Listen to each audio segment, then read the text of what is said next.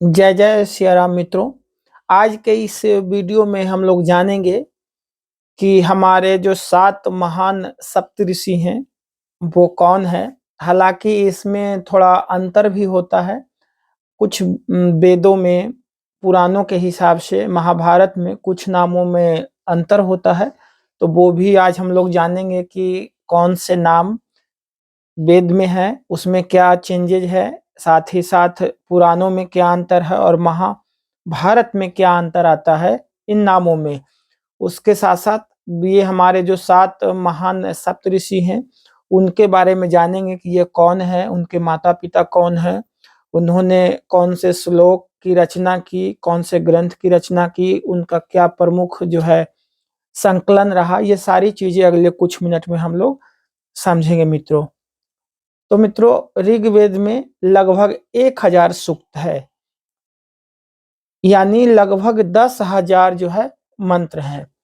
4 वेदों में करीब 20,000 से ज्यादा मंत्र हैं और इन मंत्रों के जो रचयिता हैं, कवि हैं, उनको हम लोग ऋषि के नाम से जानते हैं दोस्तों। बाकी 3 वेदों के मंत्रों की तरह ऋग्वेदों के मंत्रों की रचना में भी अनेकानेक ऋषियों का योगदान रहा है। पर इनमें भी 7 ऋषि ऐसे हैं जिनके कुलों में मंत्र रचयिता ऋषियों की एक लंबी परंपरा रही है। ये कुल परंपरा ऋग्वेद के सूक्त 10 मंडलों में संग्रहित है और इनमें से 2 से 7 यानी 6 मंडल ऐसे हैं जिन्हें हम परंपरा से वंश मंडल कहते हैं, क्योंकि इनमें 6 ऋषि कुलों के ऋषियों के मंत्र इकट्ठा कर दिए गए हैं। मित्रों, आकाश में 7 तारों का जो एक मंडल नजर आता है उन्हें सप्त ऋषियों का मंडल कहा जाता है। उस मंडल के तारों के नाम भारत के महान जो 7 संत हुए उनके नाम पर रखे गए हैं। वेदों में उक्त मंडल की स्थिति, गति, दूरी और विस्तार की विस्तृत चर्चा मिलती है। प्रत्येक मनवंतर में अलग अलग सप्तऋषि हुए। तो यहाँ प्रस्तुत है वैवस्वत मनु के काल के सप्तऋषियों का परिचय। तो जो पहले नंबर पे हैं सप्तऋषि के पहले ऋषि, जिनके पास थी कामधेनु गाय, यानी कि वो जो है गुरु वशिष्ठ हमारे पहले सप्तऋषि हैं। राजा दशरथ के कुल गुरु ऋषि वशिष्ठ को कौन नहीं जानता। ये दशरथ के चारों पुत्रों के गुरु थे। वशिष्ठ के कहने पर दशरथ ने अपने चारों पुत्रों को ऋषि विश्वामित्र के साथ आश्रम में राक्षसों का वध करने के लिए भेज दिया था। कामधेनु गाय के लिए वशिष्ठ और विश्वामित्र में युद्ध भी हुआ था। वशिष्ठ ने राज सत्ता पर अंकुश का विचार दिया तो उन्हीं के कुल के मैत्रा वरुण वशिष्ठ ने सरस्वती नदी के किनारे 100 सूक्त एक साथ रचकर नया इतिहास बनाया था। इस नंबर पे जो दूसरे ऋषि हैं वो महान ऋषि, मंत्र शक्ति के ज्ञाता और स्वर्ग के निर्माता विश्वामित्र जी हैं। ऋषि होने के पूर्व विश्वामित्र राजा थे, ये हम सब जानते हैं। और ऋषि वशिष्ठ से कामधेनु गाय को हड़पने के लिए उन्होंने युद्ध किया था, लेकिन वे हार गए। इस हार ने ही उन्हें घोर तपस्या के लिए प्रेरित किया था। विश्वामित्र की तपस्या और मेनका द्वारा उनकी तपस्या भंग करने की कथा पूरे जगत में प्रसिद्ध है। विश्वामित्र ने अपनी तपस्या के बल पर त्रिशंकु को सशरीर स्वर्ग भेज दिया था, लेकिन स्वर्ग में उन्हें जगह नहीं मिली तो विश्वामित्र ने एक नए स्वर्ग की रचना कर डाली थी। इस तरह ऋषि विश्वामित्र के असंख्य किस्से मौजूद हैं। दोस्तों, ऐसा माना जाता है कि हरिद्वार में जो आज जहां शांति कुंज है, उसी स्थान पर विश्वामित्र ने घोर तपस्या करके इंद्र से रुष्ट होकर एक अलग ही स्वर्ग लोक की रचना कर दी थी। विश्वामित्र ने इस देश को ऋचा बनाने की विद्या भी दी और गायत्री मंत्र की रचना जो आज भारत के हृदय में है और जिहा पर हजारों सालों से करोड़ों लोग आज तक अनवरत जप कर रहे हैं, लोगों के बीच मौजूद है। इसकी रचना जो है विश्वामित्र ने ही किया था। तीसरे जो हमारे महान सप्तऋषि हैं, वे इस देश को ज्ञान, विज्ञान तथा अनिष्टता का निवारण का मार्ग भी उन्होंने बताया था। तो तीसरे महान ऋषि का नाम कण्व है। माना जाता है कि इस देश के सबसे महत्वपूर्ण यज्ञ सोम यज्ञ को कण्वों ने व्यवस्थित किया था। कण्व वैदिक काल के ऋषि थे। इन्हीं के आश्रम में हस्तिनापुर के राजा दुष्यंत की पत्नी शकुंतला एवं उनके पुत्र भरत का पालन पोषण हुआ था। 103 सूक्त वाले ऋग्वेद के 8वें मंडल के अधिकांश मंत्र महर्षि कण्व तथा उनके वंशजों तथा गोत्रजों द्वारा दृष्ट है। कुछ सूक्तों के अन्य भी दृष्ट ऋषि हैं, किंतु प्राधान्येन व्यपदेशा भवन्ति के अनुसार महर्षि कण्व अष्टम मंडल के दृष्टा ऋषि कहे गए हैं। इनमें लौकिक ज्ञान, विज्ञान तथा अनिष्ट निवारण संबंधी उपयोगी मंत्र दिया गया है। सोनभद्र में जिला मुख्यालय से 8 किलोमीटर की दूरी पर कैमूर श्रृंखला के शीर्ष स्थल पर स्थित कण्व ऋषि की तपस्थली है, जो कंडाकोट के नाम से जानी जाती है। तो आइए मित्रों, अब चौथे ऋषि के बारे में जानते हैं, जिन्होंने दुनिया को विमान उड़ाने के बारे में बताया था। उनकी रचना में भी उद्धत है। तो वो चौथे हमारे महान सप्तऋषि हैं भारद्वाज। वैदिक ऋषियों में भारद्वाज ऋषि का उच्च स्थान है। भारद्वाज के पिता बृहस्पति और माता ममता थी। भारद्वाज ऋषि राम के पूर्व हुए थे, लेकिन एक उल्लेख के अनुसार उनकी लंबी आयु का पता चलता है कि जब वनवास के समय श्री राम इनके आश्रम गए थे, जो ऐतिहासिक दृष्टि से त्रेता द्वापर का संधि काल था। माना जाता है कि भारद्वाजों में से एक भारद्वाज विदथ ने दुष्यंत पुत्र भरत का उत्तराधिकारी बनकर राजकाज करते हुए मंत्र रचना जो है जारी रखी थी। ऋषि भारद्वाज के पुत्रों में 10 ऋषि ऋग्वेद के मंत्र दृष्टा हैं और उनकी एक पुत्री जिनका नाम रात्रि था, वह भी रात्रि सूक्त की मंत्र दृष्टा मानी गई है। ऋग्वेद के 6ठे मंडल के दृष्टा भारद्वाज ऋषि हैं। इस मंडल में भारद्वाज के 765 मंत्र हैं। अर्थवेद में भी भारद्वाज के 23 मंत्र मिलते हैं।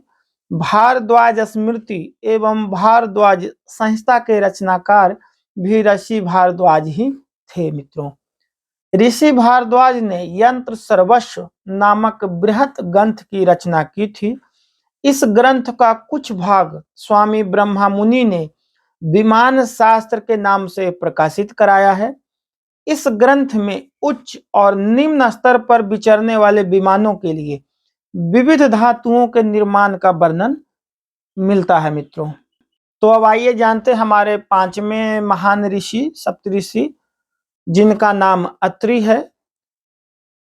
इस ऋषि अत्रि ऋषि जो है पारसी धर्म संस्थापक कुल के थे और उन्होंने खेती करना भी जो है लोगों को सिखाया था, बताया था।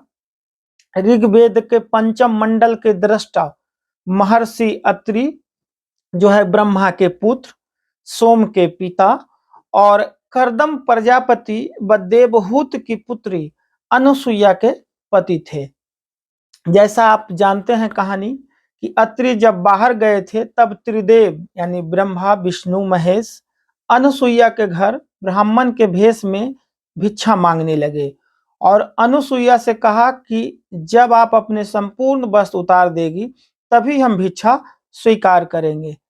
तब अनुसुईया ने अपने सतीत्व के बल पर उक्त तीनों देवों को अबोध बालक बनाकर उन्हें भिक्षा दी थी। माता अनुसुईया ने देवी सीता को भी पतिव्रत का उपदेश दिया था।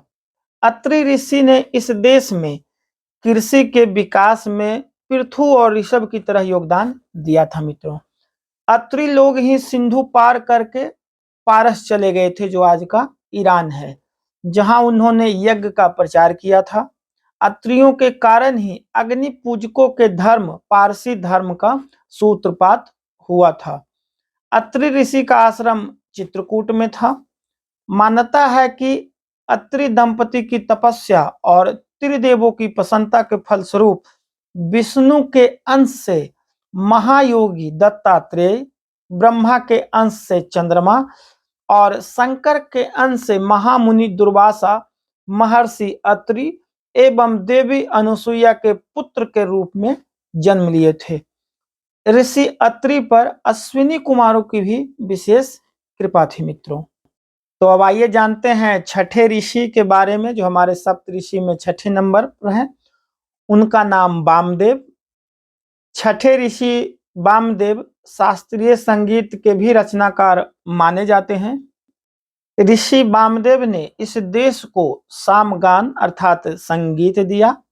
वामदेव ऋग्वेद के चतुर्थ मंडल के सुत दृष्टा गौतम ऋषि के पुत्र तथा जन्मत्रयी के तत्ववेता माने जाते हैं। भरत मुनि द्वारा रचित भरतनाट्य शास्त्र सामवेद से ही प्रेरित है। हजारों वर्ष पूर्व लिखे गए सामवेद में संगीत और वाद्य यंत्रों की संपूर्ण जानकारी मिलती है दोस्तों। वामदेव जब मां के गर्भ में ही थे तभी से उन्हें अपने पूर्व जन्म आदि का ज्ञान हो गया था। उन्होंने सोचा कि मां की योनि से तो सभी जन्म लेते हैं और यह कष्टकर है, अतः मां का पेट फाड़कर ही बाहर निकलना चाहिए। वामदेव की मां को इसका आभास हो गया था, अतः उसने अपने जीवन को संकट में पड़ा जानकर देवी अदिति से रक्षा की कामना की। तब वामदेव ने इंद्र को अपने समस्त ज्ञान का परिचय देकर योग से शयन पक्षी का रूप धारण किया तथा अपनी माता के उदर से बिना कष्ट बाहर निकल आए। तो ये थे हमारे छठे ऋषि वामदेव। और सातवें ऋषि जिन्हें गुरुकुल परंपरा का अग्रज माना जाता है और उनका नाम था शौनक ऋषि। ऋषि शौनक ने 10,000 विद्यार्थियों के गुरुकुल को चलाकर कुलपति का विलक्षण सम्मान हासिल किया और किसी भी ऋषि ने ऐसा सम्मान पहली बार हासिल किया था। वैदिक आचार्य और ऋषि जो शुनक ऋषि के पुत्र थे, फिर से बताएं तो वशिष्ठ, विश्वामित्र, कंद, भारद्वाज, अत्रि, वामदेव और शौनक, ये हैं वो 7 ऋषि जिन्होंने इस देश को इतना कुछ दे डाला कि इस कृतज्ञ देश ने इन्हें आकाश के तारामंडल में बिठाकर एक ऐसा अमृत दे दिया कि सप्त ऋषि शब्द सुनते ही हमारी कल्पना में आकाश के तारों मंडल पर टिक जाती है। इसके अलावा मित्रों मान्यता है कि अगस्त, कश्यप, अष्टावक्र, याज्ञवल्क्य, कृत्यायन, ऐतरेय, कपिल, जैमिनी, गौतम आदि सभी ऋषि उक्त 7 ऋषियों के कुल के होने के कारण इन्हें भी वही दर्जा प्राप्त है। हालांकि वेदों का अध्ययन करने पर जिन 7 ऋषियों या ऋषि कुल के नामों का पता चलता है वे इस प्रकार हैं: वशिष्ठ, विश्वामित्र, कर्ण, भारद्वाज, अत्रि, वामदेव और शौनक।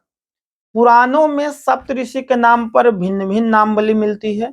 विष्णु पुराण के अनुसार इस मनवंतर में सप्त ऋषि इस प्रकार हैं: वशिष्ठ, कश्यप, अत्रि, जमदग्नि, गौतम, विश्वामित्र और भारद्वाज। इसके अलावा पुराणों की अन्य नामावली इस प्रकार है, उसमें केतु, पुलह, पुलस, अत्रि, अंगिरा, वशिष्ठ तथा मारीची है। महाभारत में सप्तऋषियों की 2 नामावलियां मिलती हैं। एक नामावली में कश्यप, अत्रि, भारद्वाज, विश्वामित्र, गौतम, जमदग्नि और वशिष्ठ के नाम आते हैं। तो दूसरी नामावली में 5 नाम बदल जाते हैं। कश्यप और वशिष्ठ वहीं रहते हैं, पर बाकी के बदले मरीचि, अंगिरस, पुलस, पुलह और क्रतु नाम आ जाते हैं। कुछ पुराणों में मित्रों कश्यप और मरीचि को एक ही माना गया है, तो वहीं कश्यप और कण्व को पर्यायवाची माना गया है। तो ये अभी तक का जो विवरण है हमारे महान सप्तऋषियों के बारे में वो इस प्रकार है मित्रों। आज का ये वीडियो आपको कैसा लगा जरूर बताएं। अच्छा लगा तो लाइक जरूर करें, चैनल को सब्सक्राइब भी करें ताकि इसी तरह की जानकारी आप तक मिलती रहे।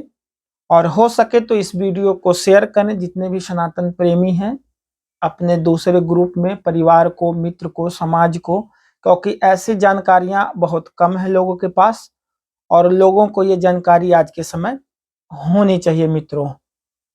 तो आज के समय विदा लेते हैं। हर हर महादेव, हर हर महादेव, हर हर महादेव मित्र।